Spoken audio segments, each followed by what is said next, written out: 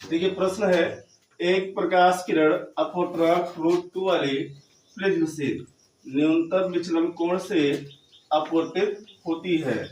न्यूनतम विचलन कोण से अपवर्तित होती है यदि किरण के लिए आपतन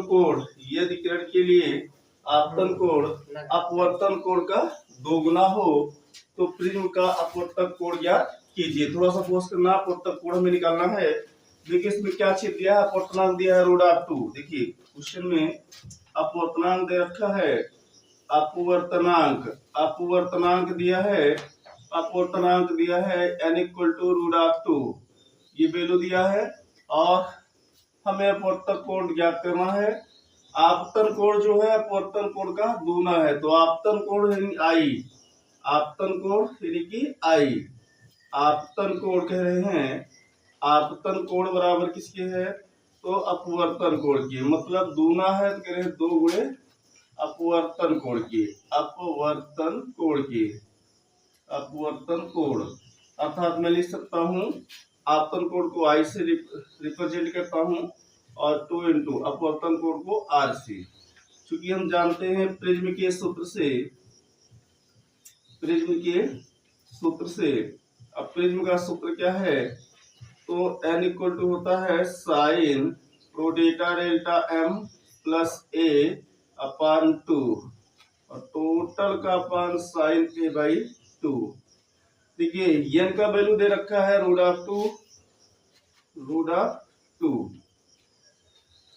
देखिए ये फार्मूला मत लगाइए, यहाँ पर रख दीजिए स्नेल के नियम से, क्योंकि यहाँ पे न्यूनतम विचलन कोण नहीं दिया है। तो चूंकि स्नेल के नियम से,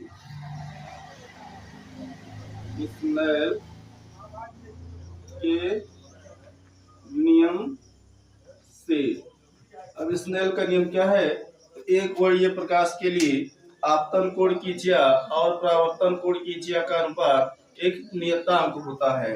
अर्थात n = होता है sin I अपान का sin R, ये स्नेल का नियम है।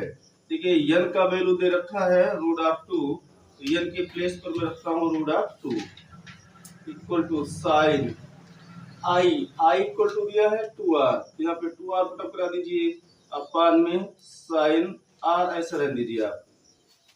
देखिए √2 = यहाँ पे फार्मूला लगा दीजिए sin 2θ का, तो sin 2θ का फार्मूला होता है 2 sin θ यानी R इंटू cos θ, थीटा के प्लेस पर R अपान में sin R से sin R आपका कैंसिल होगा, तो हमारे पास आएगा क्या चीज, 2 cos R = √2। ठीक है, cos R का वैल्यू निकालिए तो cos R = हो जाएगा √2, 2 मल्टीप्लाई में इधर लाओगे तो डिवाइड में। थोड़ा सा और कैलकुलेशन अगर किया जाए तो इसको मैं थोड़ा सा और कैलकुलेशन कर देता हूँ। इसको मैं लिख सकता हूँ cos R = √2 और इस 2 को मैं लिख सकता हूँ √2 से √2 कैंसिल होगा, तो cos R इक्वल बनेगा 1/√2। देखिए काश में किस कोण का मान 1/√2 होगा, तो काश में 45 अंश की वैल्यू 1/√2 होती है। यहाँ पे लिख दूंगा मैं cos 45 या π/4, चाहे जो लिख दो, cos से cos कैंसिल, तो R = आ जाएगा 45। लेकिन प्रश्न हमसे पूछा है प्रिज्म का अपवर्तक कोण ज्ञात कीजिए, तो प्रिज्म का अपवर्तक कोण ज्ञात करना है, तो प्रिज्म का अपवर्तक कोण हमें फाइंड आउट करना है। देखिए प्रिज्म का अपवर्तक कोण होता है A, अर्थात A हमें फाइंड आउट करना है, और A = होता क्या है 2R की, तो दोनों पक्षों में 2 से मल्टीप्लाई करा दीजिए, तो ये बनेगा 2R = 45 गुना हो जाएगा 90। चूंकि 2R बराबर होता है A के,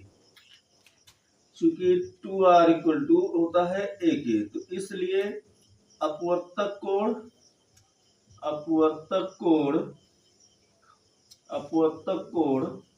A = 2R, तो 2R किसके बराबर है 90 के, यहाँ पे रखूंगा मैं 90, यही आपका आंसर होगा।